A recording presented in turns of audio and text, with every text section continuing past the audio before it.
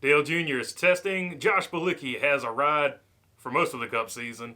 Sonoma has added the short chute, and we've got a Mike Harmon Applebees Theory. All that and more coming up next.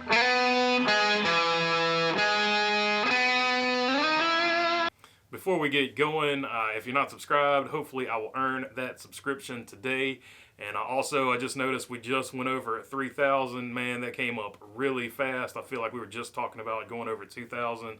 So, man, thank you guys from the bottom of my heart. If you've got an idea for something I can do for hitting 3,000, leave it down in the comments. I'd really appreciate it. Otherwise, I'll try to look something up and see what we can do for hitting 3,000. But man, every day I wake up and I can't believe this, man. Never ever expected it, man. Thank you guys. Sometimes I find some strange stories looking for NASCAR news, and this time is no different, but this time I wanted to share it with you guys. There's a Mike Harmon Applebees Theory. I found this on the NASCAR report, and he got it from a Reddit guy, Wainwright 203, I believe. But it is a theory that when there is an Applebee's closer to the racetrack, Mike Harmon races better. And he has provided the numbers, so let's take a look at them real quick. First off, thanks to Wainwright203 on Reddit and NASCAR Report for bringing this story to us. When there is an Applebee's 5 miles away, Mike Harmon finishes 26th or better. When there is an Applebee's 5 to 20 miles away, he finishes 31.2. And when there is no Applebee's within 20 miles, he finishes 32.1.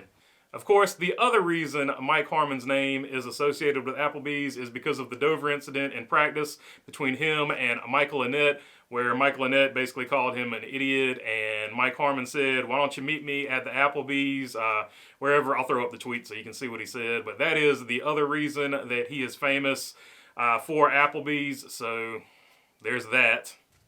So there you have it, much like Darrell Waltrip's Vortex Theory, where if you keep the cars going around the track, it'll keep the rain away. We now have the Mike Harmon Theory. The closer the Applebee's, the better he runs.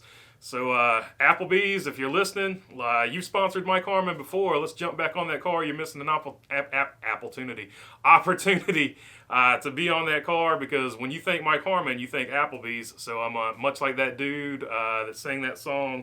What's his name? Walker Hayes, the Walker Hayes Applebee's song. Now you can have, Mike Harmon. What you need to do is do a Walker Hayes, Mike Harmon commercial with the Applebee's race car. There you go.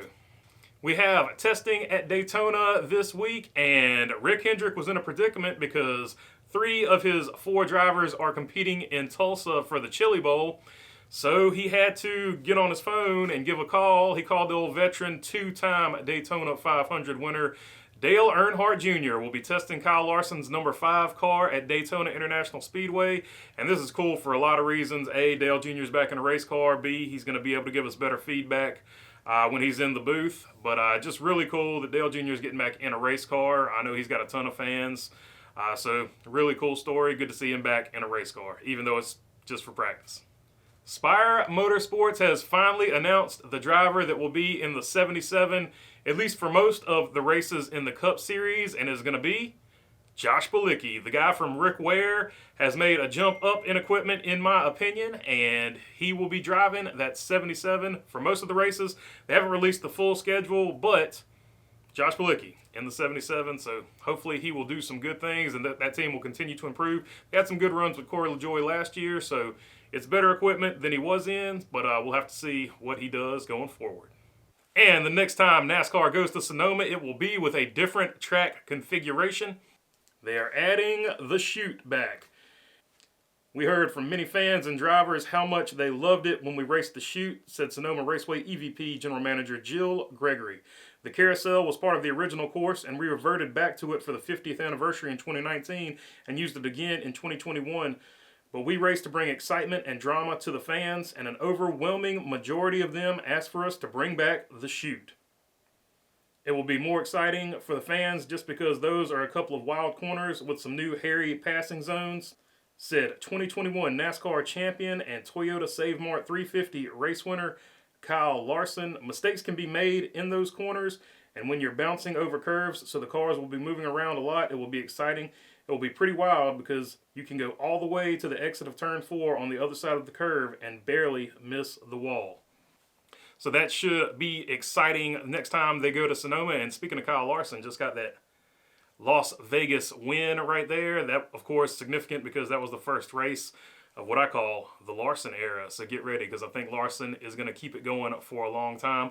All right, that is all I've got for you today. If you got a comment, leave it down in the comment section. And other than that, thanks for your time. Peace. And also, while this video ends, there's a bunch of new paint schemes, so I'm just going to drop those new paint schemes.